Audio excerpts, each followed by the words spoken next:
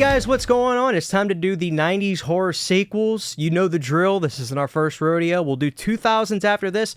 And by the end of this video, you'll see which era of the 90s that's kind of person I am. I guess you'll see at the end of this. And I can't wait to see what kind of 90s person you are, because I think you'll be able to tell if you're an early, mid, or late 90s kind of horror fan. So let's get started. My honorable mention, I will say, is Leprechaun 3. I think it's one of the most fun Leprechaun sequels. Lep in Vegas is all the rage. The comedy works really well. The atmosphere of this one is, I think, perfect. It's that perfect blend of comedy with Leprechaun, and the atmosphere was just money. I love it. And the cast is great. They all just kind of, you know, reel into what kind of movie this is, and it works. And Carolyn Williams is really funny in this movie. Coming in at number 10, guys, is Pet Sematary 2. I love this movie. This is one of my favorites from Edward Furlong. It's one of those great movies to just jump into when you don't need to take the emotional journey that Pet Sematary 1 will take you through. Pet Sematary 2 was way more of just like an ease of access kind of movie to throw on at a whim. And I just think Clancy Brown really got what kind of tone they were going for. It's just much more of a fun 90s horror movie, and it feels very 90s, which is great. I love that vibe of the early 90s. Love the dog in this one, because the first one was cats, so now we've got dogs in the second one. I'm a dog person.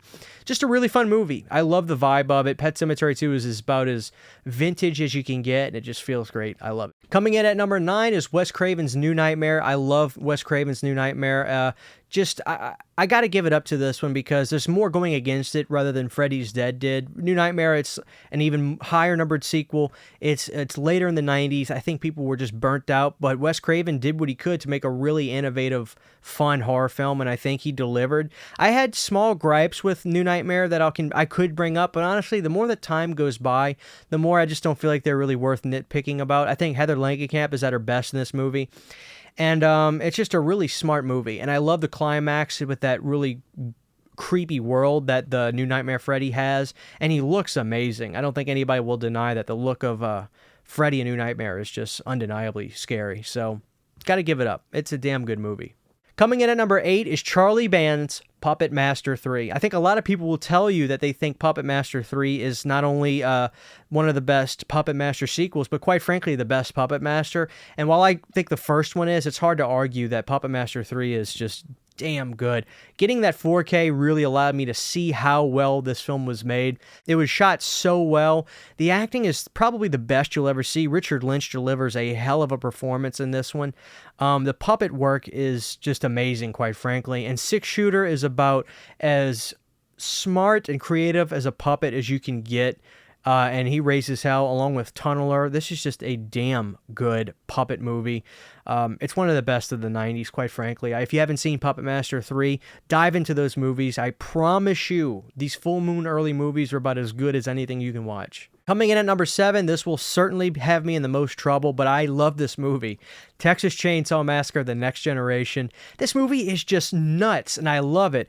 I love the fact that Kim Hinkle had made this a Texas production again. It has that very homey feel the way the first one does. And I just love Matthew McConaughey in this movie so much. He is insane. It's just something to see. It's an anomaly for that reason, you know, but I always loved how dirty and gross the house is in this movie. It's just, you got to take a bath after watching this movie. And then once you think it can't get any more weirder, this guy shows up, unbuttons his pockets on his shirt or buttons on his shirt, and you see like this weird Hellraiser looking skin on him. And then Leatherface gets hit by a plane. This movie is batshit, and I love it. I understand it's not everybody's cup of tea, but I will always be a ride or die for The Next Generation or the return of Texas Chainsaw Massacre. Pick your version. Coming in at number 6 is Return of the Living Dead 3. I love this. The Romeo and Juliet Return of the Living Dead.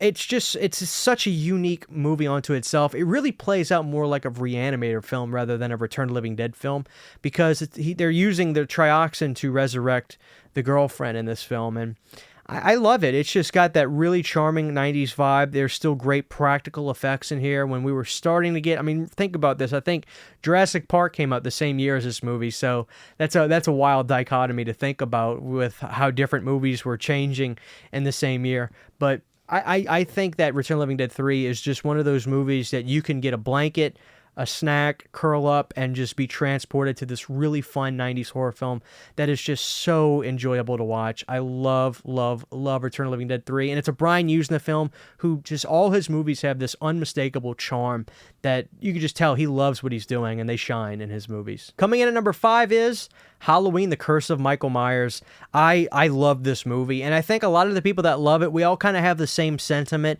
It's got this unmistakable fall feel that we all just love to see. It's got those moody blues and in more ways than one. It's kind of a dark, emotional film. It also looks very blue.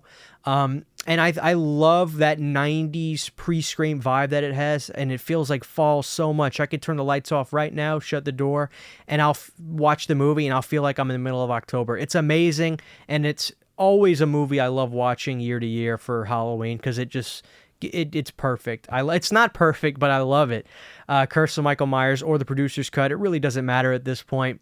Grab that 4K, pop it in, and just enjoy it. I mean, it's such a fun time capsule, too, right before Scream. It's something else, man. I love Curse of Michael Myers.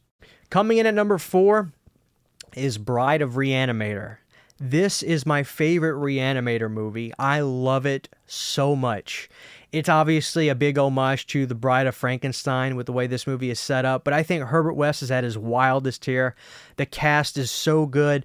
I love, love, love the practical effects in this movie, and I believe this is also a Brian Usna outing, and it has that unmistakable charm. Really cool movie. It feels like 80s Hangover, but the fact of the matter is this came out, I think, in 90 or 91. I know it was the 90s, but hell of a movie. If you haven't seen this in a while, please go check it out. I think it's super underrated. I hate that word, but I don't know how else to put it. It's always ReAnimator, ReAnimator, ReAnimator. Bride of ReAnimator is so damn good. Coming in at number 3 is Child's Play 2. I can't imagine this is not going to be on everybody's list. It's a hell of a movie, and it's hard not to understand why. I mean, I think this has the greatest climax out of any horror sequel I've ever seen. That doll factory stuff is the stuff of nightmares, and oh my god, Child's Play 2. But it's got everything. It's got a great vibe. There's this dollhouse aesthetic to the movie with the house that Andy goes to stay at, but also the music too. It's so good. Such a good score for Part 2. Part 2 is undeniable. Hell of a way to start the decade out, and a lot of people will tell you that this is the best Child's Play film. Coming in at number 2 for me is Army of Darkness. This is a movie that describes me in an hour and a half, I guess. Everything about this movie I love. Good performances, but they know they're having fun, and they know not to take itself too seriously. Great effects work.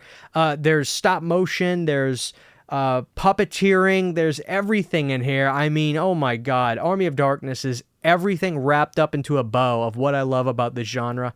And I think Bruce Campbell is at his best here. I just love it. I know people love Evil Dead 2, and I do too. I think this will always be my favorite Evil Dead sequel. I'm not saying that Evil Dead Rise won't be good. I'm hoping I really love it.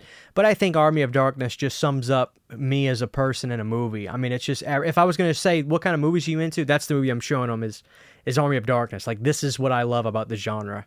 So everything. The two-headed Ash shaking his head to make his head shrink back. I love it. God damn, I love it. Coming in at number 1 is William Peter Blatty's The Exorcist III. If you know me, you knew this was coming. I think this is one of the scariest movies ever made. William Peter Blatty is Exorcist to me. Not Linda Blair, not William Friedkin, William Peter Blatty. This guy just knows how to scare me. Exorcist III sets itself up as this movie that's so above jump scares. Oh, we're going to scare you psychologically, that when that jump scare happens, I jumped out of my seat the first time. George C. Scott has the best performance out of anything I've ever seen in the genre. I adore this film. I think it's one of the scariest movies ever made, and it's far and away my favorite Exorcist film. It's also known as Legion, which is what the book is based off of from William. This is a perfect movie as far as I can tell, and Brad Dourif is amazing in it. My God, if you haven't seen Exorcist III, go check it out, turn the lights out, and shut the doors. There it is, guys. It's clear that I am an early 90s kind of guy for horror sequels, but I can't wait to see what you guys have. Let's get ready for the 2000s. If you don't mind, drop a thumbs up on this video if you enjoyed it. Sub to the channel so you don't miss the future videos, and we'll see you guys next time for the 2000s. Take care. Thank you to all of my Patreon supporters who make videos like this possible. To get behind-the-scenes photos, videos, music, private live streams, and more, you can subscribe to my Patreon for as little as $1 a month. Thank you very much.